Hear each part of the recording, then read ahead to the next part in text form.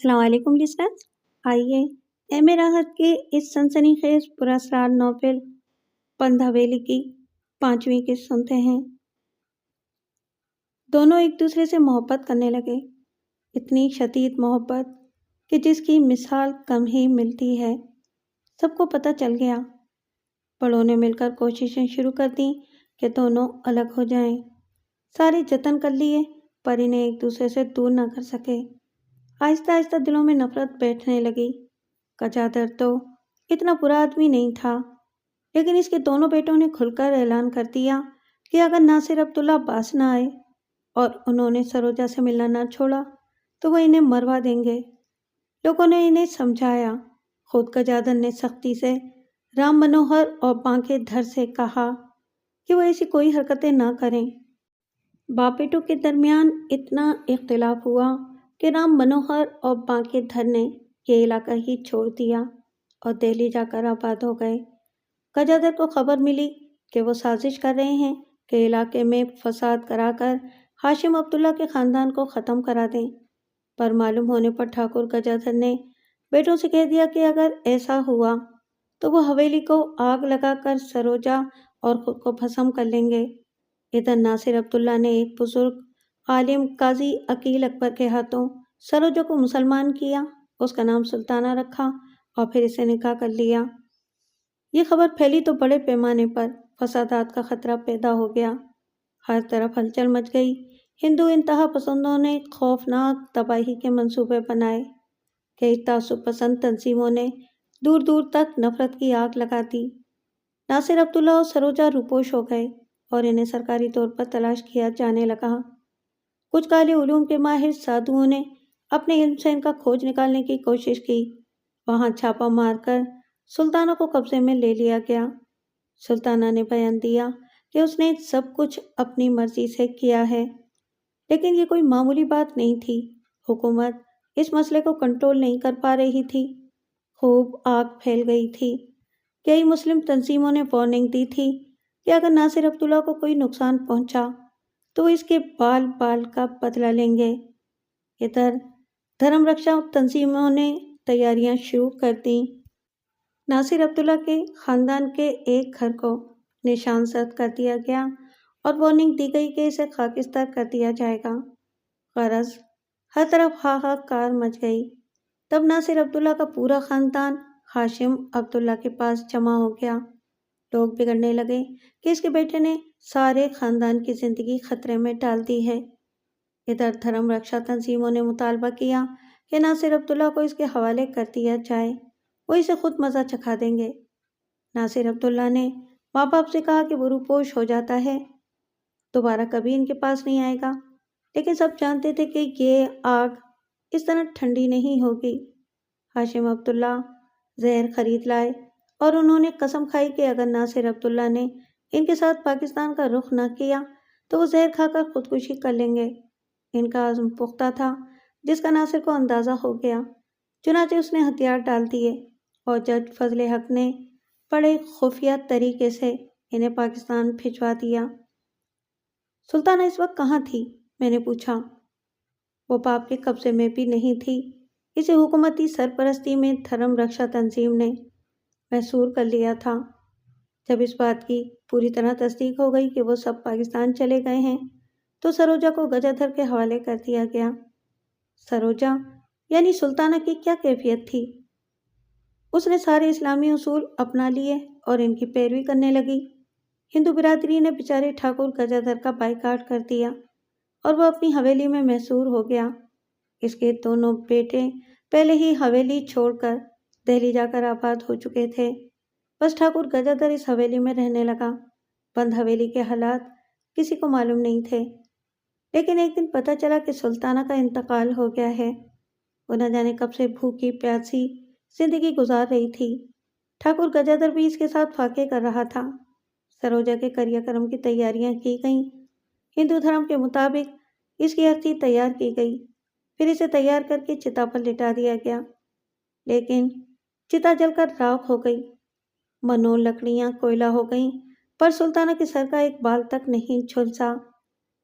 ہندو پنڈت آگ بگولا ہو گئے۔ ہر کوشش ناکام ہو گئی۔ 10 بار چتا تیار کی گئی اور اس پہ ارتھی رکھ کر آگ لگائی گئی، لیکن پھر آگ لگ کر نہ دی۔ دنیا بھر کے کیمیکل ڈالے گئے، لیکن لکڑیاں آگ ہی نہ پکڑ سکیں۔ دھرم بھکتوں نے کہا کہ ارتھی کو گنگا میں بہا دیا جائے، لیکن گجادھر بندوق تان کر کھڑا ہو گیا کہ کوئی اس ارادے سے سروجا کے شریر کو ہاتھ تو لگا کر دکھائے۔ کچھ دوسرے دھرم والوں نے کہا کہ اس کی تدفین ایک مسلمان لڑکی کی حیثیت سے کر دی جائے، لیکن اس بیان پر پورے ملک میں فسادات کھڑے ہو گئے۔ تب گجادھر نے ایک فیصلہ کیا۔ اس کے دونوں بیٹے تو علاقہ چھوڑ کر دلی چلے ہی گئے تھے۔ اس نے دوسرے لوگوں سے بھی حویلی خالی کرا لی اور پھر سروجا کی لاش حویلی میں رکھوا دی اور خود بھی اس کے پاس رہنے لگا۔ اسے وہاں سے نکالنے کی لاکھوں کوششیں کی گئیں۔ اس کے بیٹوں نے بھی لاکھ مرتبہ کہا، لیکن پھر گجادھر نے وہاں کایا کنڈلی رمائی اور حویلی کیل دی۔ کایا کنڈلی؟ میں نے رمضان خان سے سوال کیا۔ ہاں، کالے عمل والے کسی جگہ کالا چھاپ کرتے ہیں اور وہ جگہ کیل جاتی ہے، پھر اس میں جان بوجھ کر یا غلطی سے قدم رکھنے والے پر کالی آفتیں ٹوٹ پڑتی ہیں، بلکہ ان کا بچنا ہی مشکل ہوتا ہے۔ اس چاپ کا سارا انتظام پنڈت رام سیائے نے کیا تھا۔ وہ کالے عمل کا ماہر ہے اور اس کی اجازت اسے سوامی دھرمانند ساگر نے دی تھی۔ فطری طور پر وہ کٹر کالی داس ہے، چنانچہ اس نے حویلی بند کر دی۔ اس وقت سے باہر کی دنیا والوں کو نہ ٹھاکر کے بارے میں کچھ معلوم ہے، نہ سروجا کی لاش کے بارے میں۔ کوئی حویلی میں گیا بھی نہیں۔ عام طور پر لوگوں کا خیال ہے کہ گجادھر نے بیٹی کے پاس رہ کر جان دے دی۔ وہ اسے چاہتا بھی تو بہت تھا۔ اس کے بیٹوں نے بھی اس کا خیال نہ کیا۔ کیا اسے کھانے پینے کی چیزیں پہنچانے کا کوئی انتظام نہیں تھا؟ کبھی کسی کو نہیں دیکھا۔ اصل میں تو سامنے ہی تھا اور آج تک رہتا ہوں۔ سب کو جان پیاری ہوتی ہے۔ یہ اعلان کرایا گیا تھا کہ اس واقعے کو بالکل دفن کر دیا جائے، ورنہ یہ شدید خونریزی کا باعث بن جائے گا۔ ہندو کبھی اسے دفن ہونے نہ دیں گے۔ مسلمان تو ویسے ہی خاموش ہیں۔ اس کے علاوہ سادھو سنتوں نے وہاں اتنے منتر اکٹھے کر دیے ہیں کہ کبھی کسی کی اس موضوع پر بات کرنا یا حویلی کا رخ کرنے کی ہمت ہی نہ ہوئی۔ پھر آپ وہاں کیوں آئے اور آپ نے یہ خطرہ کیوں مول لیا؟ بس دل نہیں مانا۔ اس خوف سے اندر گیا تھا کہ اللہ کرے تم لوگوں کو کوئی نقصان نہ پہنچ گیا ہو۔ میں نے آپ کو بتایا تو تھا کہ میں پہلے بھی حویلی میں گھس چکا ہوں۔ مجھے معلوم تھا جب رفیع اللہ بیمار ہو گئے تھے۔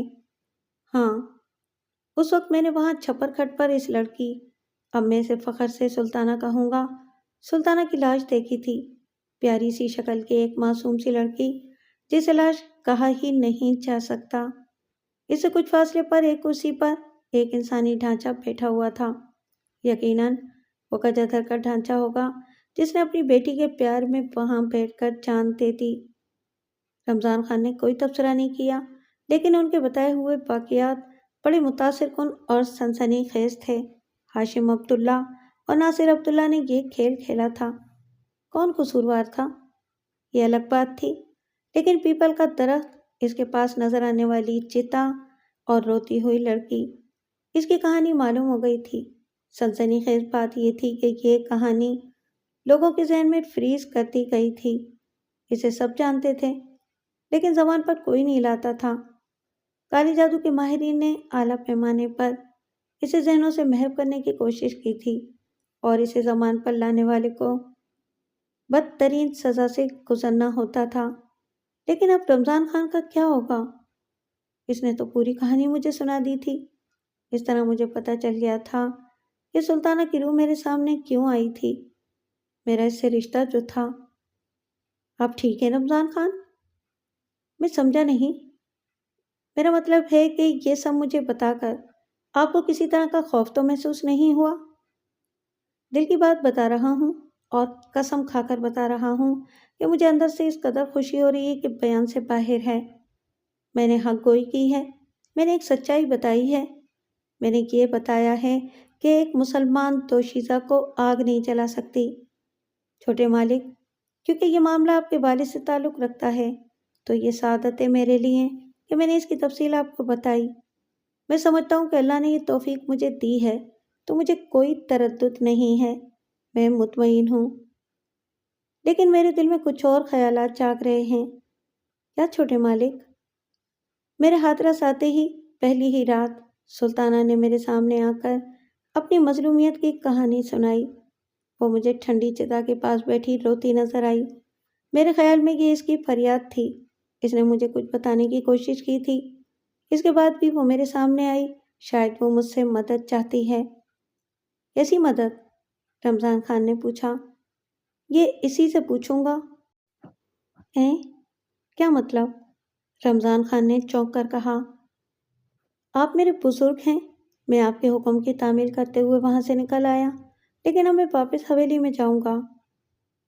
رمضان خان گردن جھکا کر سوچ میں ڈوب گئے۔ کچھ لمحوں کے بعد انہوں نے گردن اٹھا کر کہا، میں کیا کہوں چھوٹے مالک، اللہ جانے کیا ہونے والا ہے۔ میں آخری حد تک اپنا فرض پورا کرنے کی کوشش کروں گا۔ آپ میرے لیے دعا کریں اور رفیع اللہ میرے دوست۔ ایک منٹ، تم یہ کہنا چاہتے ہو منصور کہ تم میری زندگی خطرے میں نہیں ڈال سکتے؟ میں اتنا بزدل نہیں ہوں کہ اپنے بھائی کو اکیلا چھوڑ کر چلا جاؤں گا۔ ویسے بھی تمہارے بہت سے قرض ہیں مجھ پر، ایک آدھ تو ادا کر لینے دو۔ میرے قرض؟ میں نے رفیع اللہ کی بات پر مسکرا کر کہا، ہاں تمہارے قرض۔ منوڑا گئے تھے ہم لوگ، سمندر میں نہا رہے تھے، میں شیخی خوری میں پانی میں بہت دور نکل گیا تھا۔ ایک دیوہے کل لہر نے مجھے اپنی آغوش میں لپیٹ لیا۔ ساحل پر موجود لوگ چیخ پڑے، کوئی چانس نہیں تھا بچنے کا، پر میرے بھائی نے جان کی پرواہ کیے بغیر خود کو سمندر کے حوالے کر دیا اور مجھے موت کے منہ سے نکال لایا۔ ساحل پر موجود نیوی کے افسران نے تمہیں 2000 روپے انعام دیے اور تمہاری جانبازی کی زبردست تعریف کی تھی۔ بعد میں ہم نے ان پیسوں سے خوب مزے اڑائے تھے، فلم دیکھی تھی، کٹا کٹ اور آئس کریم کھائی تھی۔ میں نے ہنستے ہوئے کہا، میں اپنی جان جیسے بھائی کو اکیلا چھوڑ دوں گا؟ دوبارہ یہ مت کہنا، مجھے تو اس دن کا افسوس ہے اور اس کے بعد سے آج تک شرمندہ ہوں جب تم حویلی گئے تھے اور مجھے بخار آ گیا تھا۔ تمہاری مرضی رفیع اللہ۔ سلطانہ میرے باپ کی محبت تھی، دھرم بدل لیا اس نے اپنا۔ میں ہوتا تو خون کے آخری قطرے تک اپنے ساتھ پاکستان لے جانے کی کوشش کرتا۔ نہیں چھوٹے مالک، ناصر عبداللہ بھی بہت بہادر تھے، انہیں ان کے ماں باپ نے دھمکی دی تھی اور ناصر عبداللہ نے کہا تھا کہ وہ سلطانہ کے بغیر پاکستان نہیں جائیں گے، لیکن ہاشم عبداللہ نے ان کی والدہ پر پستول تان کر کہا تھا کہ اپنی آبرو ان ہندو درندوں کے سپرد نہیں کریں گے اور خود انہیں گولی مار دیں گے۔ 2 منٹ اور گزر جاتے تو وہ گولی چلا دیتے، تب ناصر عبداللہ مانے تھے۔ مجھے یہ سن کر خوشی ہوئی، میں نے کہا، اور پھر رفیع اللہ کی طرف دیکھ کر بولا، میرے والد اس دنیا میں نہیں رہے لیکن میں ہوں۔ سلطانہ میری سوتیلی ماں ہیں، ایک مسلمان خاتون۔ وہ مجھ سے کچھ چاہتی ہیں، خدا کی قسم بس میرے علم میں آ جائے کہ میں کیا کر سکتا ہوں ان کے لیے تو وہ میں کر کے جاؤں گا، سمجھے؟ یہ کھیل اب نئے سرے سے شروع ہوا ہے۔ رفیع اللہ اور رمضان خان دیر تک خاموش رہے، پھر رمضان خان نے کہا، اور جو قسم آپ نے کھا لی ہے چھوٹے مالک، اس کے بعد سمجھانے کی کوشش بھی گناہ ہے۔ آپ آرام کر لیں، کل اس بارے میں سوچیں گے کہ کیا کریں۔ ٹھیک ہے، ہم چلتے ہیں، میں نے کہا۔ کہاں؟ رمضان خان نے چونک کر کہا۔ وہیں حویلی میں نے دیوانہ وار کہا۔ ارے نہیں چھوٹے مالک، یہ آپ کیا کہہ رہے ہیں؟ رمضان خان گھبرا کر بولا۔ آپ نے مجھ پر جو احسان کیا ہے رمضان خان، اس کا میں جتنا بھی شکریہ ادا کروں کم ہے۔ مجھے وہیں جانا ہے، مجھے وہ دونوں نہیں ملے، وجہ کچھ بھی ہو لیکن وہ ان کا مسکن ہے، اور پھر یہاں ہندوستان میں میرا قیام مختصر ہے۔ میں ناپاک قوتوں سے طویل جنگ تو لڑ نہیں سکتا، اس لیے میں ان کے طلسم کو بار بار توڑ رہا ہوں تاکہ وہ بپھر کر مجھ پر حملہ آور ہوں اور فیصلہ جلد ہو۔ کوئی سنے گا تو میری گردن پکڑے گا، میں غریب آدمی ہوں۔ خیر، اللہ مالک ہے، مجھے آپ کی دعائیں درکار ہیں، میں نے کہا۔ پھر رفیع اللہ سے بولا، آؤ رفیع اللہ۔ رفیع اللہ کو میں آفرین کہتا ہوں کہ اب اس کے چہرے پر خوف کا کوئی تاثر نہیں تھا، وہ بڑے اطمینان سے میرے ساتھ چل رہا تھا۔ رمضان خان نے اس دروازے کے بارے میں بتا کر ہماری بہت مدد کی تھی۔ پہلے ہم جس راستے سے حویلی میں داخل ہوئے تھے وہ بہت مشکل تھا، لیکن یہ راستہ بہت آسان تھا۔ ہم اندر پہنچ گئے۔ ہر طرف پھوکا عالم طاری تھا۔ رفیع اللہ نے ہنستے ہوئے کہا، اتنی عمر ہو گئی میری، بے شک ادھر آنا جانا نہیں رہا، لیکن اس بند حویلی کی روایتیں زندہ رہیں۔ کہیں نہ کہیں سے اس کا اور گجادھر کا تذکرہ سننے کو مل جاتا تھا۔ اکرام کبھی اپنے گھر آتا تھا تو میں بھی رمضان خان سے ملنے آ جاتا تھا۔ دن کی روشنی میں بھی کوئی حویلی کے پاس سے نہیں گزرتا تھا، رات تو دور کی بات ہے۔ لیکن تم نے تو اسے گولڈن پارک بنا دیا ہے منصور۔ تم بھی تو میرے ساتھ ہو، میں نے کہا۔ ہم اندر پہنچ گئے۔ پلاسٹر آف پیرس سے بنے ہوئے وہ خوفناک شکلوں والے مجسمے ساکت تھے، جبکہ پہلے دن میں نے پورے ہوش و خواص میں ان میں تحریک دیکھی تھی۔ وہ جادو کے مجسمے تھے، شاید حویلی کے محافظ۔ دفتن میں چونک پڑا اور رک گیا۔ رفیع اللہ بھی رک کر مجھے دیکھنے لگا، پھر آہستہ سے بولا، کیا ہوا؟ ادھر دیکھو رفیع اللہ، وہ مجسمہ اس جگہ تھا نا جس کی میں نے گردن توڑی تھی؟ ہاں 100%، وہ غائب ہے، نہ گردن ہے نہ نچلا حصہ، جبکہ پلاسٹر آف پیرس کے ٹکڑے یہاں بکھرے ہوئے تھے۔ بالکل، اور ظاہر ہے انہیں ہم نے صاف نہیں کیا تھا۔ رفیع اللہ نے مزید کوئی تبصرہ نہیں کیا۔ ہم دوبارہ اسی کمرے میں داخل ہو گئے جہاں سے گئے تھے۔ گجادھر کا ڈھانچہ اور سلطانہ کا بدن موجود نہیں تھا، لیکن ایک پراسرار سی ٹھنڈک پورے کمرے میں پھیلی ہوئی تھی۔ میں آگے بڑھا اور چھپر کٹ پہ لیٹ گیا۔ رفیع اللہ نے توصیفی نظروں سے مجھے دیکھا، پھر بولا، یہ تمہارے ہی دل گردے کا کام ہے بھیا۔ کوئی دوسرا ہوتا تو سوچ کر ہی اس کا دم نکل جاتا کہ اس بستر پر سالہ سال سے ایک لاش پڑی رہی ہے۔ وہ لاش میری ماں کی لاش تھی رفیع اللہ، بلکہ ہم اسے لاش کیوں کہہ رہے ہیں؟ وہ زندہ جاوید ہے۔ قدرت نے ایک مسلمان لڑکی کو جلنے نہیں دیا۔ وہ میرے لیے بہت متبرک ہے۔ کاش میری رہنمائی ہو سکے، میں اسے سکون دے کر قبر دے کر یہاں سے واپس پاکستان جاؤں۔ میں جذباتی ہو گیا۔ وقت گزرتا رہا، کوئی آواز کوئی آہٹ سنائی نہیں دی۔ رفیع اللہ سامنے صوفے پر بیٹھے بیٹھے سو گیا تھا۔ میرا ذہن بھی غنودگی میں چلا گیا، پھر شاید میں بھی سو گیا۔ یہ اندازہ نہیں کہ کتنی دیر سویا تھا کہ اچانک کسی نے پاؤں ہلا کر جگا دیا۔ پاؤں کافی زور سے ہلایا گیا تھا، اس لیے پوری طرح جاگ گیا۔ تب میں نے اس سفید لبادے کو دیکھا جو دروازے کی طرف جا رہا تھا۔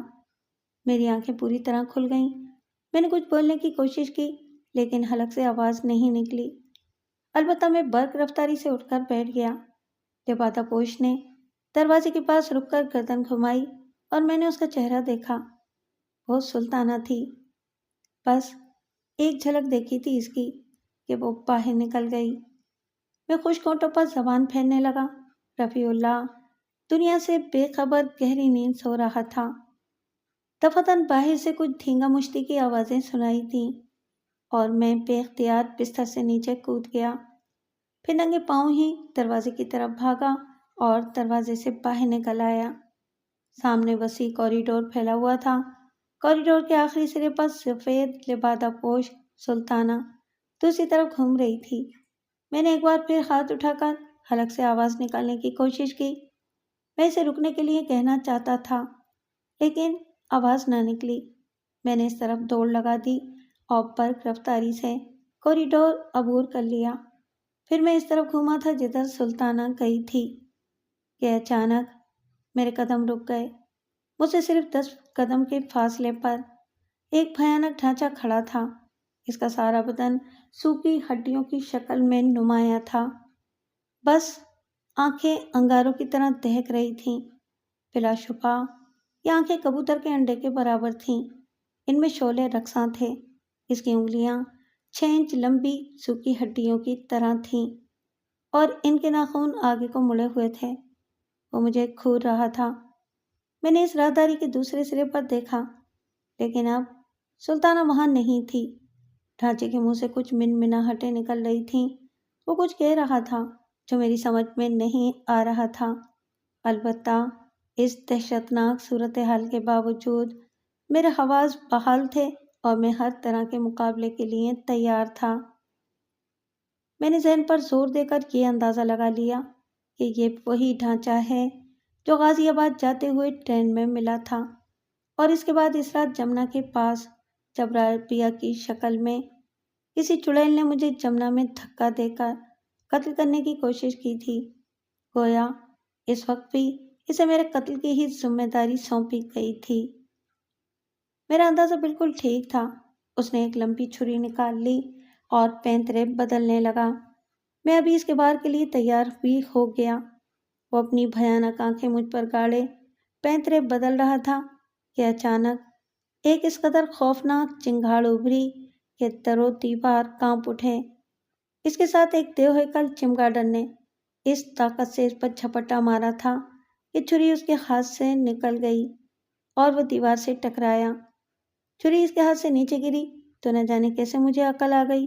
میں نے جھپٹ کر چھری اٹھا لی، نہ صرف چھری اٹھا لی بلکہ فوراً پلٹ کر اس کے سینے میں گھونپ دی۔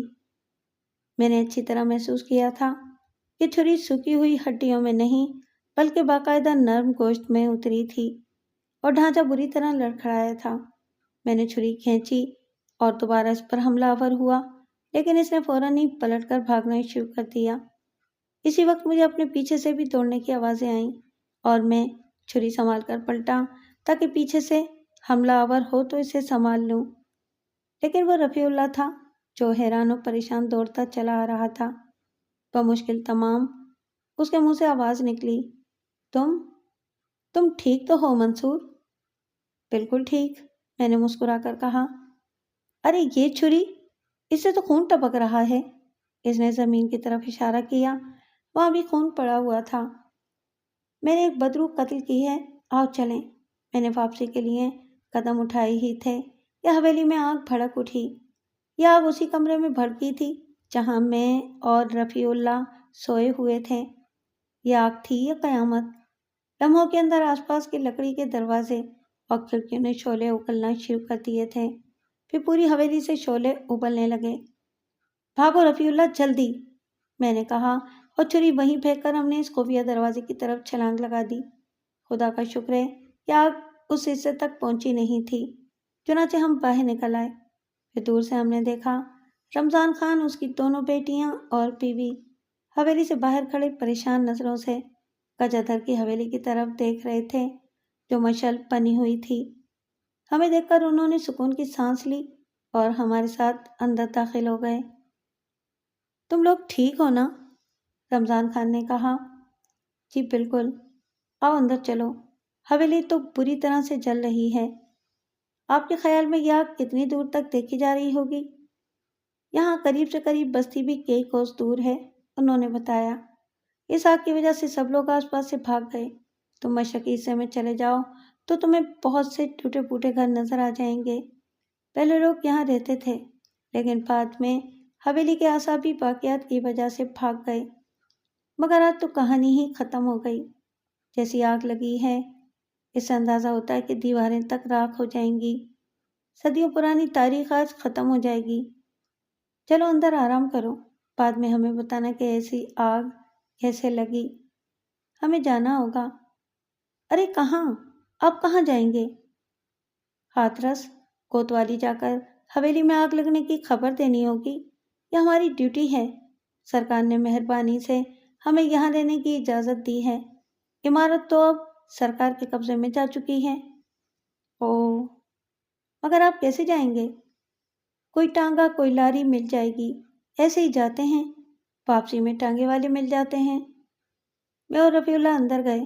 رفیع اللہ نے گہری سانس لے کر کہا، اس میں کوئی شک نہیں کہ اس علاقے کی تاریخ چل گئی، اس کے بارے میں نہ جانے کیا کیا کہا جائے گا، لیکن منصور کا نام کوئی نہیں لے گا جس نے اس بند حویلی کا کریا کرم کیا۔ یہ نام لیا بھی نہیں جانا چاہیے، ورنہ پھر منصور کا نام بھی تاریخ بن جائے گا، میں نے ہنس کر کہا۔ صبح ہونے میں اب زیادہ دیر نہیں رہی تھی، ہلکا ہلکا اجالا پھوٹ رہا تھا۔ یہ واقعات میرے ذہن میں ہلچل مچائے ہوئے تھے۔ ابھی تک میں نے رفیع اللہ کو بھی نہیں بتایا تھا کہ مجھے سلطانہ نظر آئی تھی، اور بعد میں ایک چمگاڈر نے میرے دشمن پر حملہ کر کے مجھے بچایا تھا۔ پھر اچانک ہی میرے ذہن میں فضل صادق کا خیال آیا۔ وہ نمبر تو میرے دل و دماغ کی گہرائیوں میں اترا ہوا تھا۔ میں نے فون نکال کر ان کا نمبر ڈائل کیا۔ فضل صادق صاحب عبادت گزار تھے، زیادہ تر جاگتے تھے۔ کچھ ہی لمحوں میں انہوں نے فون ریسیو کر لیا۔ کیسے ہو منصور؟ اللہ تعالیٰ کا شکر ہے۔ بے شک، کیا پیش رفت ہوئی؟ پیش رفت نہیں، بلکہ حالات فاسٹ فارورڈ ہو گئے ہیں، میں نے کہا۔ واہ، اور تم نے ہمیں نہیں بتایا؟ اسٹور کر رہا تھا، اب پیش کرتا ہوں۔ میں نے سارے واقعات فضل صادق کو بتائے جو اب تک پیش آئے تھے۔ اوہ، اور حویلی کو مسلسل آگ لگی ہوئی ہے؟ جی، ایسی آگ کے بیان سے باہر ہے۔ اس کا مطلب ہے کہ حویلی کی کہانی ختم؟ ویسے وہ ڈھانچہ نہیں، وہ شروع ہی سے ڈھانچہ نہیں تھا۔ مطلب یہ کہ ہاتھرس سے غازی آباد تک کے سفر میں جس شخص نے ڈھانچے کا روپ دھار رکھا تھا وہ کوئی انسان ہی تھا، جسے ریل کے سفر سے لے کر شادی کے فنکشن میں اور اس کے بعد سے اب تک تمہارے قتل کی ذمہ داری سونپی گئی تھی، لیکن اللہ تعالیٰ نے تمہیں محفوظ رکھا اور وہ گھائل ہو گیا۔ خیر، رمضان خان نے تمہیں ساری تفصیل بتا دی ہے؟ وہ کہاں ہے؟ میں نے فضل صادق کو رمضان خان کے بارے میں بتایا تو وہ کچھ سوچ کر بولے، تعویذ ابھی تک تسلیم کے پاس ہے؟ جی، میں نے کہا، اسے اسی کے پاس رہنے دو۔ میرا خیال ہے کہ اب جو ہوگا دوسرے رنگ میں ہوگا۔ تم اپنے موقف پر ڈٹے ہوئے ہو نا؟ جی سر، بلکہ میرا عزم اور پختہ ہو گیا ہے۔ میں زندگی ختم ہونے پر ہی باز آ سکتا ہوں۔ جزاک اللہ۔ خیر، ان لوگوں سے کہو کہ اگر پوچھ گچھ ہو تو کبھی یہ نہ بتائیں کہ تم گجادر کی حویلی میں گئے تھے، بھول کر بھی نہ بتائیں، اور تم لوگ ہاتھرس چلے جاؤ۔ میں ضرورت پڑنے پر تم سے رابطہ قائم کروں گا۔ جی سر، میں نے کہا، اور پھر رسمی سلام دعا کے بعد رابطہ منقطع کر دیا۔ اس کے بعد میں نے رفیع اللہ کو صورتحال بتائی۔ وہ بیچارہ ہر سلسلے میں مجھ سے تعاون کر رہا تھا، فوراً تیار ہو گیا۔ ہم نے رمضان خان کی بیگم اور بیٹیوں کو اچھی طرح سمجھا دیا اور پھر وہاں سے چل پڑے۔ رمضان خان نے ٹھیک کہا تھا، کچھ فاصلے پر ایک سڑک تھی جس پر گاڑیاں وغیرہ چلتی تھیں۔ یہی سڑک دوسرے قصبوں سے گزر کر آگرے تک جاتی تھی۔ ایک لاری نے ہمیں ہاتھرس پہنچا دیا۔ راستے میں ہمارے درمیان یہ طے ہو گیا تھا کہ ہم دادی اماں کو یہ تفصیل نہیں بتائیں گے۔ ہاتھرس پہنچ کر ایک گونا سکون محسوس ہوا۔ آفتہ بیگم ایک قریبی عزیزہ کے ہاں گئی تھیں جن کی سسرال کانپور میں تھی۔ تسلیم نے بتایا کہ شاید ایک ہفتے کے بعد ان کی واپسی ہو۔ تسلیم میری واپسی سے بہت خوش ہوئی تھی۔ اس نے وہ تعویذ بڑے احترام سے پہنا ہوا تھا۔ میں نے اسے غور سے دیکھا۔ اس کا چہرہ اترا ہوا تھا۔ ویسے سب لوگ گھر میں موجود تھے، تسلیم کے والدین اور رفیع اللہ کے والدین، لیکن گھر میں آفتہ بیگم کا قیام سب سے بڑا تھا اور گھر کا سارا نظام انہی کے بل پر چلتا تھا۔ تسلیم کی والدہ سعدیہ بیگم بھی بے حد خوش اخلاق تھیں۔ وہ مجھ سے بہت سی باتیں کرتی رہیں۔ انہوں نے میرے مستقبل کے پروگراموں میں پوچھا۔ عجیب سا انداز تھا ان کا۔ پھر ان کے چہرے پر حسرت سی پھیل گئی۔ نہ جانے کس انداز میں سوچ رہی تھیں۔ 3 دن گزر گئے، کوئی خاص بات ہوئی نہیں تھی۔ رفیع اللہ، میں اور تسلیم ہر وقت ساتھ رہتے تھے۔ خوب لطیفے ہوتے، مختلف لوگوں کے بارے میں باتیں ہوتی، خاص طور سے رابعہ کا ذکر چھڑتا۔ لیکن یہ حقیقت معلوم ہونے کے بعد میں نے رابعہ کا مذاق اڑانا بند کر دیا تھا کہ وہ بیچاری نفسیاتی مریضہ تھی۔ اس دن ناشتے سے فراغت کے بعد میں اور تسلیم اسی پیپل کے درخت کے نیچے بیٹھے ہوئے باتیں کر رہے تھے۔ دور سے رفیع اللہ بھاگتا ہوا نظر آیا۔ خدا خیر کرے، کیا ہو گیا؟ تسلیم نے کہا۔ رفیع اللہ کا چہرہ سرخ ہو رہا تھا۔ منصور بھیا، رمضان خان کو قتل کر دیا گیا ہے۔ ہیں؟ میں اچھل پڑا۔ انہیں بری طرح قتل کیا گیا ہے۔ کیسے معلوم ہوا؟ اکرام ان لوگوں کے لیے سودا سلف لے کر گیا تھا، اس نے وہاں سے فون کیا ہے۔ ارے یہ تو بہت برا ہوا، کوئی تفصیل معلوم ہوئی؟ اکرام کی بری حالت تھی، آواز بھی نہیں نکل رہی تھی، بمشکل اتنا ہی بتا سکا اور فون بند کر دیا۔ گھر میں دوسروں کو بتا دیا تم نے؟ میں نے پوچھا۔ ہاں، میرے خیال میں سب جائیں گے۔ آپ لوگ بھی جائیں، میرا تو دل ہول رہا ہے رمضان چچا ہمارے لیے سگے چچاؤں جیسے تھے۔ عورتوں کو ساتھ لے جانے کی کوئی تک نہیں تھی۔ رفیع اللہ کے والد، تسلیم کے والد، میں اور رفیع اللہ فوراً روانہ ہو گئے۔ اکرام عام طور سے جیپ چلاتا تھا، لیکن جب اسے ذاتی سفر کرنا ہوتا تھا تو وہ لاری یا ٹانگے سے جاتا تھا۔ اس وقت ہم جیپ سے حویلی پہنچے تھے، جسے رفیع اللہ کے والد شفیع اللہ چلا رہے تھے۔ دوری سے ہم نے گجادھر کی تباہ شدہ حویلی دیکھی۔ راکھ کا ڈھیر بن چکی تھی، اس قدر خوفناک لگ رہی تھی کہ دن کی روشنی میں بھی اس کی طرف نگاہ بھر کر نہیں دیکھا جا سکتا تھا۔ خاص بات یہ تھی کہ اس کے آس پاس پولیس نظر آ رہی تھی۔ پولیس کی 2 موبائلیں کھڑی تھیں اور حویلی سے کوئی 100 گز کے فاصلے پر پولیس کے 2 خیمے نظر آ رہے تھے۔ اوہو، پولیس موجود ہے! اس کا مطلب ہے کہ پولیس کو بھی رمضان خان کے قتل کی خبر مل گئی۔ حویلی کا نام و نشان بھی نہیں رہا۔ بہت پرانی تہذیب خاکستر ہو گئی۔ اس طرح کی باتیں کرتے ہوئے ہم حویلی پہنچ گئے۔ پولیس اندر موجود تھی۔ ہمیں اس بات کی خبر نہیں ہو سکی تھی کہ خاکستر حویلی کو پولیس نے اپنی تحویل میں لے لیا ہے اور اس قدر خوفناک آگ کے بارے میں تفتیش ہو رہی ہے۔ فضل صادق نے بڑی دور اندیشی سے کام لے کر ہدایت کی تھی کہ رمضان خان کے گھر والے ہمارے حویلی میں جانے کے بارے میں کسی کو نہ بتائیں۔ اندر سے رونے کی آوازیں آ رہی تھیں۔ کچھ اجنبی لوگ بھی موجود تھے جن کے بارے میں پتہ چلا کہ پاس کی بستیوں کے ہیں، جو اپنی بستیوں سے گجادھر کی حویلی کے راکھ ہو جانے کی خبر پر دوڑے آئے ہیں اور مسلسل اسے دیکھنے آ رہے ہیں۔ لیکن پولیس نے یہاں ڈیرا ڈال کر اس کے قریب نہ جانے کے انتظامات کر دیے ہیں۔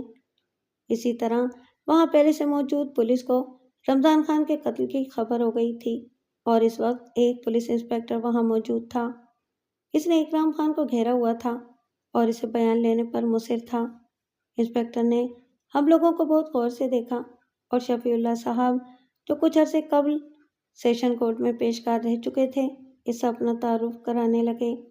انسپکٹر نے مجھے بہت غور سے دیکھا تھا۔ تو آپ آئے ہیں پاکستان سے؟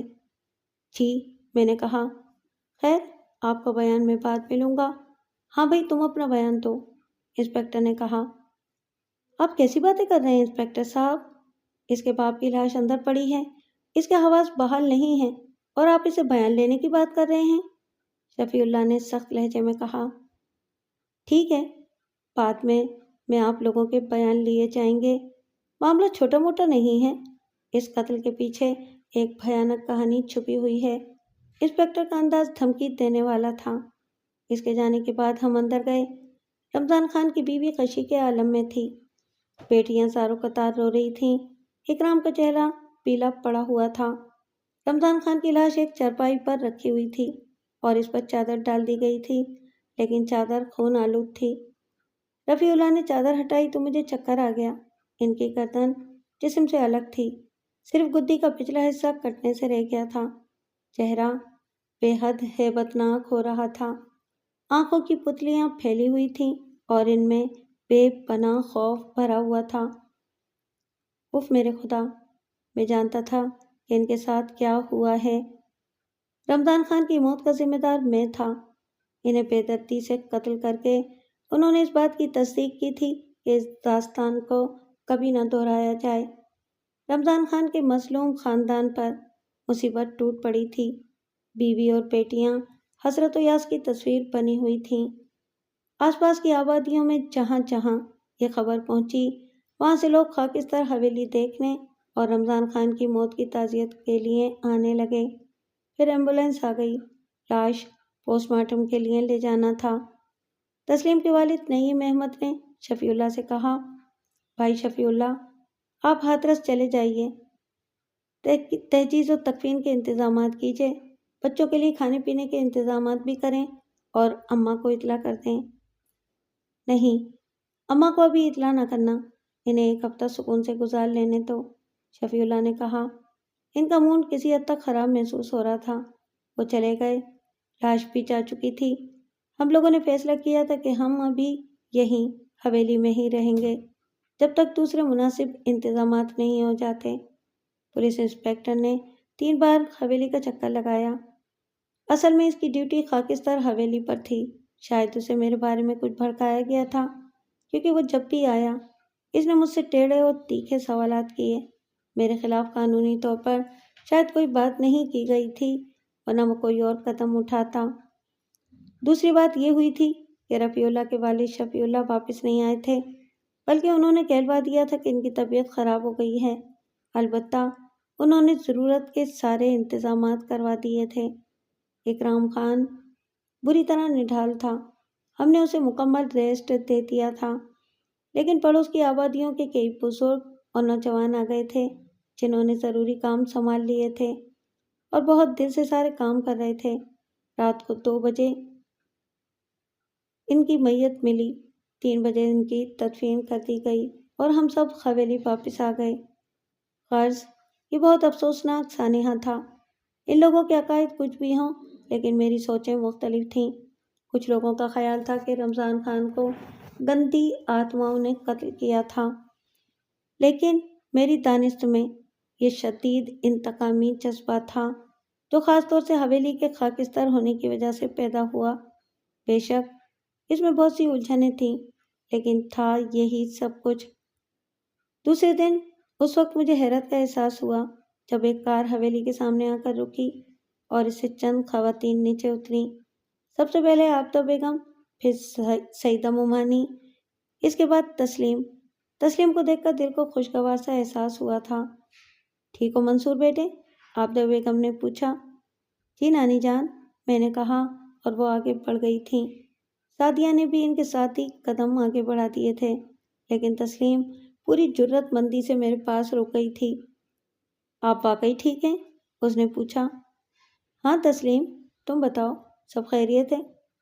ہاں ٹھیک ہے، بیچارے رمضان چچا، تسلیم نے آہ بھری۔ ماموں شفیع اللہ نے اس بات کی مخالفت کی تھی کہ نانی جان کو اس سانحے کی اطلاع نہ دی جائے، پھر وہ کیسے آ گئیں؟ میں نے کہا۔ میں نے اطلاع دیتی تھی، تسلیم بولی۔ ماموں جان نے منع نہیں کیا تھا کہ نانی جان کو نہ بتایا جائے؟ کیا تھا، تسلیم بولی۔ اوہ، پھر بھی تم نے؟ میں نے بات ادھوری چھوڑ دی۔ ضروری تھا، البتہ میں نے دادی جان سے کہہ دیا کہ میرا نام نہ لیا جائے۔ وہ نہیں لیں گی؟ میں نے سوال کیا۔ نہیں، میری ان سے کافی انڈرسٹینڈنگ ہے، تسلیم نے کہا اور پھر بولی۔ میں اندر جاؤں؟ افسوس کرنا ہے۔ میں نے گردن ہلا دی اور وہ اندر چلی گئی۔ نانی جان، آبدہ بیگم نے ایک مستحسن قدم اٹھایا۔ انہوں نے رمضان خان کی بیوی اور بیٹیوں کو اپنے ساتھ رکھنے کا اعلان کر دیا۔ وہ بولیں، ایک بار پہلے بھی میں نے رمضان خان سے کہا تھا کہ وہ اس ویرانے میں کیوں پڑے ہوئے ہیں؟ یہاں رہنے کا کوئی جواز نہیں ہے، جبکہ یہ حویلی اب کسٹوڈین کی ملکیت ہے۔ لیکن باوجہ انسان تھے نہ مانے۔ اکرام ہمارے پاس ہوتا ہے۔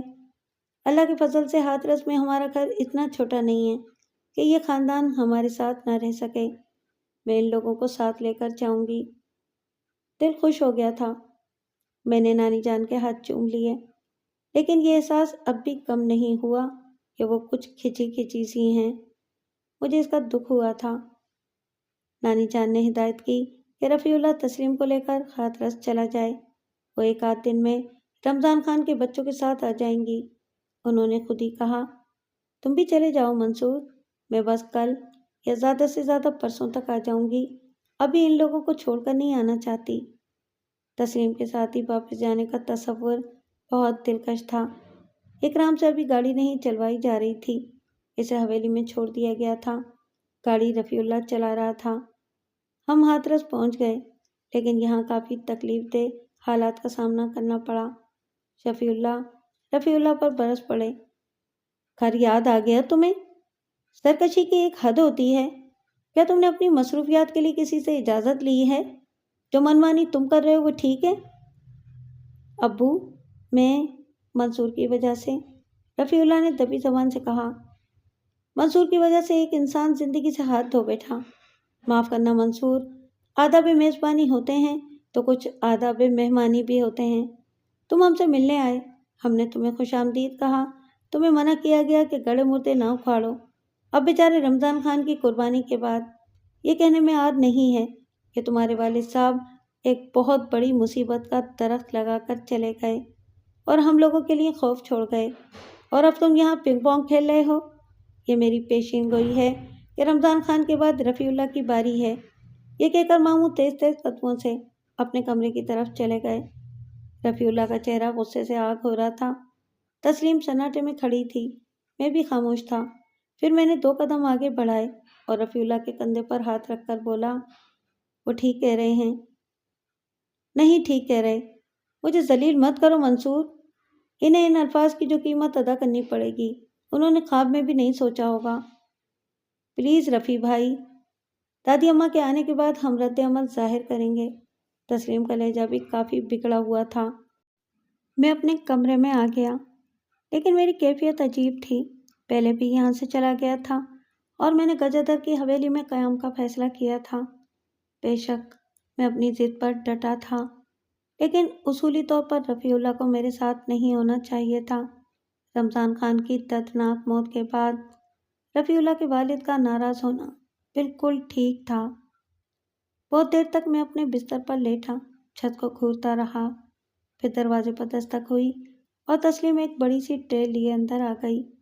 چائے پی لیجیے۔ شکریہ تسلیم، آپ یقین کریں میں نے دعا مانگی تھی۔ کیا؟ وہ چونک کر بولی، یہی کہ کاش آپ چائے بنا کر لے آئیں۔ ارے تو آپ مجھے فون پر کہتے تھے۔ وہی تو کیا تھا، میں نے کہا۔ تسلیم چونک کر مجھے دیکھنے لگی، پھر مسکرا دی اور بولی، دل سے شکر گزار ہوں۔ چائے دیجیے، میں نے کہا، اور اس نے چائے کی 2 پیالیاں بنائیں۔ گھریلو لڑکی تھی، نیک فطرت کی مالک۔ میں اس پورے ماحول کا اچھی طرح جائزہ لے چکا تھا، لیکن میرے سلسلے میں وہ بڑی جرأت سے کام لے رہی تھی اور مجھے لگ رہا تھا کہ کسی کو خاطر میں نہیں لائے گی۔ چائے کے 2-3 گھونٹ لے کر اس نے کہا، میں اور رفیع بھائی آپ کے اس مشن میں پوری طرح شریک ہیں۔ نہ مجھے کسی کی پرواہ ہے اور نہ انہیں۔ ہم تینوں دوست ہیں، یہ کافی ہے۔ رہی دوسروں کی بات تو ان کا معاملہ ہے، ہمیں اپنی جان کی پرواہ نہیں ہے۔ رفیع سے بات ہوئی؟ میں نے پوچھا۔ نہیں، شدید غصے میں ہیں۔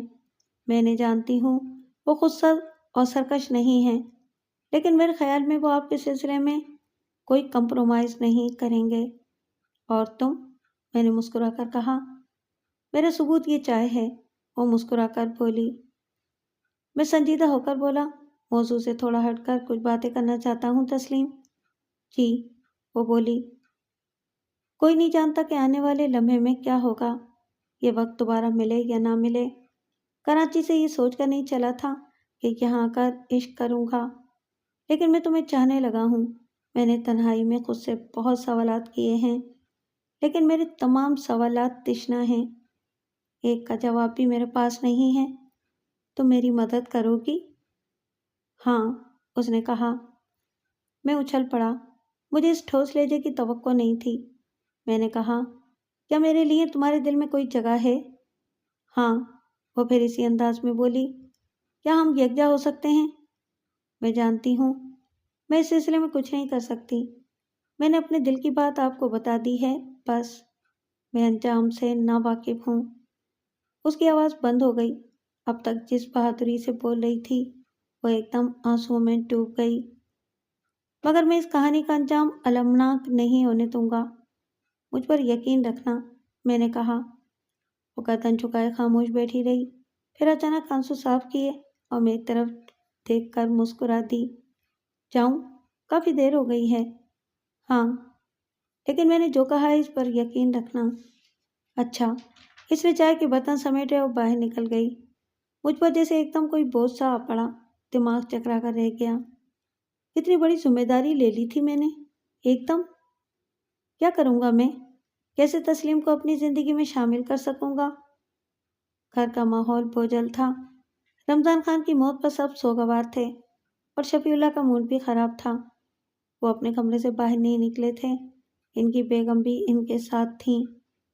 میں کوئی فیصلہ نہیں کر پا رہا تھا۔ دشمن کی حویلی راکھ کا ڈھیر ہو چکی تھی، ورنہ ان لوگوں کو چڑھانے کے لیے اس بار واقعی وہیں رہنا شروع کر دیتا۔ رات کے کھانے پر شفیع اللہ اور ان کی بیگم کے علاوہ سبھی موجود تھے۔ مجھے رفیع اللہ پر حیرت تھی۔ دن میں وہ ایک بار بھی میرے پاس نہیں آیا تھا، مجھے اس کا دکھ تھا، لیکن اس وقت وہ صاف ستھرے لباس میں ملبوس کافی نکھرا نکھرا نظر آ رہا تھا۔ شفیع اللہ نے جو گفتگو مجھ سے کی تھی وہ حرف تک پہنچ چکی تھی۔ اس نے اطمینان سے کھانا کھایا۔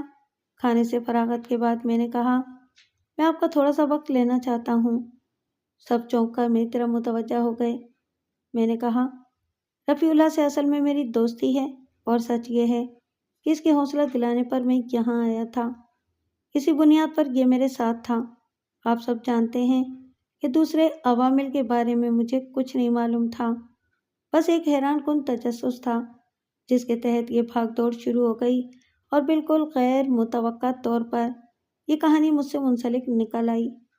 اس کے نتیجے میں رمضان خان زندگی سے ہاتھ دھو بیٹھے، جس کا مجھے ساری زندگی دکھ رہے گا۔ میں یہ بالکل نہیں کہوں گا کہ میں نے انہیں کچھ بتانے کی فرمائش نہیں کی تھی، کیونکہ میں ہر صورت اس پراسرار حقیقت کو جاننا چاہتا تھا۔ خیر، میں مافوق الفطرت قوتوں سے خوفزدہ نہیں ہوں۔ میں کچھ کروں گا ضرور، ورنہ جی نہیں سکوں گا۔ ماموں شفیع اللہ نے جو کہا ہے اس کا میں نے بالکل برا نہیں مانا۔ ان حالات میں میرے والد زندہ ہوتے تو 100% وہ بھی اتنا ہی ناراض ہوتے۔ میں اپنے گھر آیا ہوں، اس لیے خود کو مہمان نہیں سمجھتا، لیکن آپ لوگوں کی زندگی خطرے میں ڈالنے کا مجھے کوئی حق نہیں۔ میری تو اب جنگ چھڑ گئی ہے، اور میں اب فیصلہ کیے بغیر واپس نہیں جاؤں گا۔ لیکن محاذ جنگ اب یہ نہیں ہوگا۔ کہاں ہوگا اس بارے میں کسی کو نہیں بتا سکتا۔ ہاں، ایک درخواست ضرور کروں گا، اور وہ یہ کہ نانی جان کی واپسی تک مجھے یہاں رہنے کی اجازت دیتی جائے۔ ان سے مل کر جانا چاہتا ہوں۔ اس ڈرامائی سچویشن میں اضافہ ہوا۔ سین بدلا۔ ماموں شفیع اللہ دندناتے ہوئے اندر داخل ہوئے۔ سب چونک پڑے۔ میں نے تم سے جانے کے لیے کہا ہے، وہ میرے سامنے آ کر بولے۔ نہیں ماموں، میں واقعی آداب مہمانی بھول گیا تھا۔ کہیں نہیں جائیں گے یہ، اور یہ ذمہ داری میں آپ لوگوں کو سونپتا ہوں۔ انہیں کہیں جانے نہ دیا جائے۔ اور منصور، وہ رکے، میرے قریب آئے اور میرا ہاتھ پکڑ کر آہستہ سے بولے، سوری۔ یہ کہہ کر وہ واپس مڑے اور کمرے سے نکل گئے۔ ماموں شفیع اللہ کی زبردست انٹری کے بعد فضا بدل گئی۔ بعد میں رفیع اللہ نے مسخرے پن سے کہا تھا، یار، میرے باپ کو معاف کر دو۔ جواب میں نے ایک دھپ اسے رسید کر دی تھی۔ باقی دن خوشگوار گزرا تھا۔ اس رات مجھے نیند نہیں آئی۔ 2 بجے تک سوچ میں ڈوبا رہا۔ ایک طرف ان پراسرار واقعات کے بارے میں سوچ رہا تھا، دوسری طرف آج تسلیم سے جو کھل کر باتیں ہوئی تھیں اور اس نے جو اعترافات کیے تھے، انہوں نے دل مٹھی میں جکڑ لیا تھا۔ اس نے وہ کہا تھا جو ایک مشرق کی شریف زادی کہہ سکتی تھی۔ باقی ذمہ داری میں نے قبول کی تھی۔ 2 بجے تک دماغ میں کھچڑی پکتی رہی اور سر بری طرح درد کرنے لگا، لیکن دل کے درد سے بچنے کے لیے سر کے درد کی کوئی اہمیت نہیں تھی۔ کسی دوسرے کمرے سے پرانی طرز کے وال کلاک نے 2 دفعہ ٹن ٹن کی تھی اور میری پلکیں جڑ گئی تھیں۔ کچھ ہی منٹ ہوئے تھے کہ کسی آہٹ سے آنکھ کھل گئی۔ آہٹ دروازے پر ہوئی تھی۔ کمرے میں مدھم روشنی والا بلب جل رہا تھا۔ میں نے دروازے سے کسی کو اندر داخل ہوتے دیکھا۔ ایک لمحے میں اندازہ ہوا کہ کوئی نسوانی وجود ہے یا تسلیم، میں نے سوچا، لیکن فوراً تردید ہو گئی۔ تسلیم نہیں، سلطانہ تھی۔ سفید براق لباس میں ملبوس، چاند کی طرح چمکتے تباک چہرے کی مالک، خوبصورت نقوش میں پاکیزگی گندھی ہوئی۔ میرا دل دھاڑ دھاڑ کرنے لگا۔ میں نے خود کو ساکت کر لیا، لیکن میری نظریں گہرائی سے اس کا جائزہ لے رہی تھیں۔ آج مجھے اس کا چہرہ بدلا ہوا نظر آ رہا تھا، خوشی سے دمکتا ہوا، جیسے کسی خوش آئند تصور سے چمک اٹھا ہو۔ وہ کچھ لمحے دروازے کے پاس کھڑی رہی، پھر بے آواز آگے بڑھی۔ تب میں نے دیکھا اس کے دونوں ہاتھوں میں کچھ تھا، اور جو کچھ تھا نمایاں ہو گیا۔ چمیلی کی حسین خوشبو میرے کمرے میں پھیل گئی تھی۔ سفید نازک پھول اس کے دونوں ہاتھوں میں بھرے ہوئے تھے۔ وہ اسی طرح چلتی ہوئی میرے پیروں کے پاس آ گئی، اور پھر اس نے تھوڑی سی اونچائی سے یہ پھول میرے پیروں پر بکھیر دیے۔ میں آنکھوں کی جھری سے یہ سارا عمل دیکھ رہا تھا۔ وہ بہت خوش نظر آ رہی تھی، جس کا اظہار اس کے ہونٹوں کی مدھم سی مسکراہٹ سے ہو رہا تھا۔ وہ بے حد خوبصورت لگ رہی تھی۔ میں نے ساکت رہ کر اس کی دوسری کارروائیاں دیکھیں۔ وہ ہر قدم پھونک پھونک کر رکھ رہی تھی کہ میں جاگ نہ جاؤں۔ میرے پیروں میں پھول گرا کر وہ آہستہ آہستہ میری طرف بڑھی اور میرے بالکل پاس آ گئی۔ اب وہ سیدھی کھڑی ہو کر مجھے دیکھ رہی تھی۔ اس کے چہرے پر اتنا پیار، اتنا تقدس تھا اس کی آنکھوں میں کہ میں الفاظ میں بیان ہی نہیں کر سکتا۔ میں سانس رو کے اسے دیکھتا رہا، پھر وہ جھکی اور اس نے بہت آہستگی سے اپنے ہونٹ میری پیشانی پر رکھ دیے۔ میرے پورے جسم میں سرد لہریں دوڑ گئی تھیں، البتہ میں نے اس کے ہونٹوں کا لمس بالکل محسوس نہیں کیا۔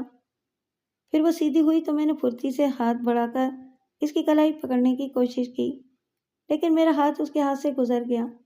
وہاں ہوا کے سوا کچھ نہیں تھا، لیکن اس کے انداز میں کوئی تبدیلی نہ ہوئی، جیسے اسے میرے جاگنے کا علم ہو۔ وہ مجھے جن پیار بھری نظروں سے دیکھ رہی تھی، میں ان کا اندازہ کر رہا تھا۔ اس نے اپنی جگہ سے ہٹنے یا کسی گھبراہٹ کا مظاہرہ نہیں کیا تھا۔ تب میں نے مدھم لہجے میں پوچھا، تم بول نہیں سکتی؟ میری آواز کے جواب میں اس نے دکھ بھرے انداز میں نفی میں گردن ہلا دی۔ کچھ لمحے خاموش رہنے کے بعد میں نے پھر کہا، میں جو کچھ کر رہا ہوں کیا یہ ٹھیک ہے؟ اس سوال کے جواب میں اس نے تائیدی انداز میں زور زور سے گردن ہلائی۔ گویا میں ابھی اپنے ملک واپس نہ جاؤں؟ میں نے پوچھا۔ اس نے دونوں ہاتھ آگے کر کے امداد طلبی کے انداز میں پھیلا دیے۔ اس کی آنکھوں میں کرب ابھر آیا تھا۔ وہ حسرت بھرے انداز میں ہاتھ اور گردن ہلانے لگی۔ تب میں نے کہا، میں نہیں جاؤں گا اور تمہاری مشکل کا کوئی حل نکالوں گا، بے فکر رہو۔ اس نے ممنونیت کے انداز میں گردن ہلائی، پھر ادھر ادھر دیکھ کر اشارے سے پوچھا کہ جاؤں؟ ہاں، تم ایک پاکیزہ مسلمان خاتون ہو۔ میرے لیے اللہ سے دعا کرنا کہ میں اپنا وعدہ پورا کر کے وطن جاؤں۔ ایک بار پھر تم سے وعدہ کرتا ہوں۔ اس نے دونوں ہاتھ دعا کے انداز میں اٹھائے اور واپسی کے لیے مڑ گئی اور باہر نکل گئی۔ مجھ پر سحر طاری تھا۔ ایک روح سے ملاقات ہوئی تھی۔ بے شک وہ بول نہیں سکی تھی، لیکن ساری باتیں ہو گئی تھیں۔ وہ نوجوان تھی، لیکن میرے لیے ماں جیسا تقدس رکھتی تھی۔ نہ جانے کب تک میں اس تاثر میں ڈوبا رہا۔ میں نے اس سے وعدہ کیا تھا، میں نے پرعزم وعدہ کیا تھا، کچھ بھی ہو جائے، وطن واپسی نصیب ہو یا نہ ہو، لیکن اس مظلوم روح کے لیے کچھ کر کے ہی جاؤں گا۔ شک کوئی خیال ذہن میں نہیں تھا، وسائل بھی نہیں تھے، لیکن ٹھیک ہے، نیک نیتی سے آگے چلتا ہوں، اللہ ضرور کوئی وسیلہ بنا دے گا۔ خاموشی سے یہاں سے نکل جاتا ہوں اور اپنے لیے پناہ گاہ تلاش کرتا ہوں۔ سوچتے سوچتے فضل صادق کا خیال آیا۔ ایک دم کچھ روشنی سی دل میں اتری۔ لکھنؤ چلا جاؤں گا، وہ اگر اپنے پاس نہیں رکھیں گے تو کوئی مشورہ تو دے سکیں گے۔ میرے لیے تو سب سے زیادہ قابل اعتماد انسان وہی تھے۔ رات زیادہ تر جاگتے ہی گزری تھی، اس لیے دیر تک سوتا رہا تھا۔ دروازے سے تسلیم نے اندر جھانکا تو میں نے سلام کیا۔ وہ دروازہ کھول کر اندر آ گئی۔ کیسی طبیعت ہے؟ اس نے بڑی اپنائیت سے پوچھا۔ بالکل ٹھیک، بلکہ کچھ زیادہ ہی ٹھیک۔ پھر اتنی دیر کیوں سوتے رہے؟ بس تمہارے بارے میں سوچتا رہا۔ دادی جان واپس آ گئی ہیں؟ اوہ، کب؟ صبح یا رات کو؟ میں نے حیرت سے کہا۔ وہ صبح نماز پڑھ کر چل پڑی تھیں۔ راستہ ہی کتنا ہے؟ وہ لوگ بھی ساتھ آ گئے؟ میرا مطلب ہے کہ رمضان خان کے گھر والے؟ نہیں، انتظام کرائی ہیں، وہ اپنے سامان کے ساتھ دوپہر تک پہنچ جائیں گے۔ اصل میں امی نے انہیں فون کیا تھا۔ میرے مسئلے میں؟ جی، اصل میں رفیع بھائی نے تایا جان سے کافی تلخ گفتگو کی تھی اور میں نے امی سے۔ ارے اتنے سارے حمایتی ہیں ہمارے، زندہ باد۔ ویسے کچھ وقت ہے تمہارے پاس؟ ہاں ہاں، بتائیے۔ موجودہ حالات کافی سنگین ہیں۔ رمضان خان کی موت نے بہت خطرناک صورتحال پیدا کرتی ہے۔ بات بہت آگے جا چکی ہے۔ پہلی بات یہ کہ رفیع اللہ کے سلسلے میں تایا جان سے میں متفق ہوں۔ اب اسے میرے ساتھ اتنا نہیں رہنا چاہیے، واقعی اسے نقصان پہنچ سکتا ہے۔ تو آپ اکیلے؟ وہ تشویش سے بولی۔ نہیں، اب تم میرے ساتھ ہو۔ تسلیم، میں تم سے بے پناہ محبت کرنے لگا ہوں۔ میں ساری زندگی تمہارے ساتھ رہنا چاہتا ہوں اور ایسا ضرور ہوگا۔ اگر قدرت نے مجھے اس مشن میں سرخرو کیا تو انشاءاللہ میری زندگی کا یہ دوسرا مشن بھی ضرور کامیاب ہوگا۔ تم سے درخواست ہے کہ مجھ پر اعتبار کرنا اور کسی غلط فہمی کو دل میں جگہ نہ دینا، ٹھیک ہے؟ تسلیم نے بڑی فرما برداری سے گردن ہلا دی۔ مجھے یہاں سے جانا ہوگا، یہ ضروری ہے۔ ویسے بھی تم سوچو کیا میں اس کا انتظار کروں کہ یہ لوگ خود مجھ سے معذرت کریں؟ نہیں، ایسا تو کبھی نہیں ہوگا۔ ہاں، اتنا ضرور ہوگا کہ دادی جان خود آپ سے کہیں کہ آپ یہ سرگرمیاں ترک کر دیں، اور ایسا ممکن نہیں ہے۔ جی، لیکن منصور، آپ جائیں گے کہاں؟ آپ پہلی بار یہاں آئے ہیں؟ وہ تشویش سے بولی۔ میں لکھنؤ جاؤں گا، فضل صادق صاحب کے پاس۔ اوہ، یہ اچھا فیصلہ ہے، میرے لیے باعث اطمینان۔ آپ نے ان سے بات کر لی ہے؟ کروں گا، پورے اعتماد کے ساتھ۔ وہ مجھے دعوت دے چکے ہیں، کہہ رہے تھے کہ میرے لیے عارضی ویزے کا انتظام کریں گے۔ وہ ضرور کر لیں گے، بہت تعلقات ہیں ان کے۔ ناشتہ لے آؤں؟ اسی بہانے سے آئی تھی، باقی سب ناشتہ کر چکے ہیں۔ اور ہاں، ایک بات اور کہوں، لکھنؤ میں رابعہ ہوتی ہے، خیال رکھیے گا۔ میں مسکرا دیا اور وہ باہر نکل گئی۔ ناشتے سے فارغ ہوا ہی تھا کہ نانی جان آفتہ بیگم کمرے میں آ گئیں۔ ان کے ساتھ سعیدہ ممانی اور چھوٹے ماموں بھی تھے۔ رسمی گفتگو ہوئی، پھر نانی جان اصل مسئلے کا آغاز کرنے والی تھیں کہ ایک ملازمہ اندر داخل ہو گئی۔ ترویدی جی آئے ہیں بیگم جی۔ ترویدی؟ اچھا بٹھاؤ انہیں، میں آ رہی ہوں۔ خدا خیر کرے، کیا خبر لایا ہے؟ ویسے سنا ہے کہ وہ حویلی گجادھر کی تباہی اور رمضان خان کے قتل کو ایک دوسرے سے منسلک کر رہے ہیں، اور اس کے پیچھے تمہارا ہاتھ بتا رہے ہیں۔ خیر، میں جو بات تم سے کرنا چاہتی ہوں منصور، وہ اس کے جانے کے بعد کروں گی۔ دیکھوں کیا کہانی لے کر آیا ہے۔ ارے ہاں صغیرہ، کیا رام سیائی بھی ساتھ ہے؟ دادی جان نے نوکرانی سے پوچھا۔ نہیں، اکیلے آئے ہیں۔ آفتہ بیگم کوئی آدھے گھنٹے کے بعد واپس آئی تھیں۔ سب لوگ میرے پاس ہی بیٹھے باتیں کر رہے تھے۔ رفیع اللہ اور تسلیم بھی آ گئے تھے۔ نانی جان کے چہرے پر ایک سنگین خاموشی چھائی ہوئی تھی۔ چلے گئے ترویدی صاحب؟ ہاں، کچھ تبدیلیاں ہوئی ہیں ان کے خیالات میں، لیکن اس کے پس پردہ کچھ ہو سکتا ہے۔ وہ منصور کو دہلی لے جانا چاہتے ہیں۔ کیوں؟ رام منوہر اور بانکے ان سے ملنا چاہتے ہیں۔ کیوں؟ رفیع اللہ پھر بولا۔ رفیع اللہ خاموش رہو، بات کرنے دو، آفتہ بیگم نے کہا، پھر بولی۔ ترویدی ایک سمجھدار آدمی ہے، ٹھنڈے مزاج کا مالک ہے، بلکہ بعض سنگین موقعوں پر اس نے مثبت کردار ادا کیا ہے۔ تم لوگ جانتے ہو بانکے ادھر نہیں آتے۔ ترویدی کا کہنا ہے کہ وہ منصور سے ملنا چاہتے ہیں۔ دیکھو منصور بیٹے، میں نہیں جانتی کہ رمضان خان جیسے بردبار بزرگ نے اپنے اور ہمارے خاندان کے لیے یہ خطرہ کیوں مول لیا۔ حالانکہ طویل ترین وقت گزر چکا ہے، لیکن وہ اپنی توہین نہیں بھولے اور انہوں نے رمضان خان کو معاف نہیں کیا۔ یہ آگ لمحوں میں بھڑک سکتی ہے اور کچھ بھی ہو سکتا ہے۔ تم اپنی ماں کے اکلوتے بیٹے ہو، ہمارے پاس بڑی چاہ سے آئے ہو، ہمیں تمہارے آنے کی خوشی ہے، لیکن جو صورتحال بن چکی ہے وہ تمہارے علم میں ہے۔ گجادھر کی حویلی بے شک ہمارے لیے بھوت گھر سے زیادہ اہمیت نہیں رکھتی، لیکن ان کے لیے وہ ایک عبادت گاہ کا درجہ رکھتی ہے۔ اس کے خاکستر ہونے کا صدمہ ان کے لیے اتنا ہی بڑا ہے جس طرح 20-25 سال پہلے تمہارے والد ناصر عبداللہ کی سروجا سے شادی کا۔ یہ تھوڑی سی تفصیل میں نے اس لیے بتائی ہے کہ تم صورتحال کی سنگینی کو محسوس کرو اور ایک اچھے مہمان ہونے کا ثبوت دو۔ آپ لفظوں کا کھیل کھیل رہی ہیں دادی اماں، رفیع اللہ نے پھنکارتی آواز میں کہا، اور سب چونک کر اسے دیکھنے لگے۔ کوئی خواب میں بھی نہیں سوچ سکتا تھا کہ دادی جان پر ایسا وار بھی ہو سکتا ہے۔ رفیع اللہ نے ناقابل یقین عمل کیا تھا۔ آفتہ بیگم کا چہرہ سرخ ہو گیا، لیکن وہ مدھم لہجے میں بولی، مجھے اس کھیل کی نشاندہی کرو رفیع اللہ۔ ایک طرف آپ مضبوط رشتوں کا حوالہ دے رہی ہیں، دوسری طرف اسے مہمان کہہ رہی ہیں۔ وہ ہمارا خون ہے، ہم اسے کوئی نقصان نہیں پہنچنے دیں گے۔ تم نے ایک معصوم کوشش کی ہے رفیع اللہ، جسے میں سمجھتی ہوں، لیکن یہ بھی تم باپ بیٹے کا معاملہ ہے۔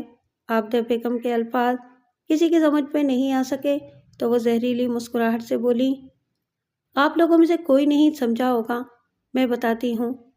شفیع اللہ نہیں چاہتے کہ ہمارا خاندان انتقام کا نشانہ بن کر نیست و نابود ہو جائے، اس لیے انہوں نے فیصلہ کیا ہے کہ رفیع اللہ ان سرگرمیوں سے دور رہے، اور یہ شفیع اللہ کا جائز فیصلہ ہے۔ رفیع اللہ نے مجھ سے یہ بدتمیزی اس لیے کی ہے کہ شفیع اللہ ناراض ہو کر اسے گھر سے نکال دے، اور یہ منصور کے ساتھ۔ آفتاب بیگم نے جملہ ادھورا چھوڑ دیا، لیکن صاف ظاہر تھا کہ وہ کیا کہنا چاہتی ہیں۔ دوسرے لوگوں نے بھی محسوس کر لیا کہ آفتاب بیگم اس وقت مکمل طور پر میرے خلاف ہیں۔ میں تو خیر اچھی طرح محسوس کر چکا تھا۔ رفیع اللہ کھڑا ہو گیا۔ اس نے سرد لہجے میں کہا، میں جانتا ہوں مجھے کیا کرنا ہے۔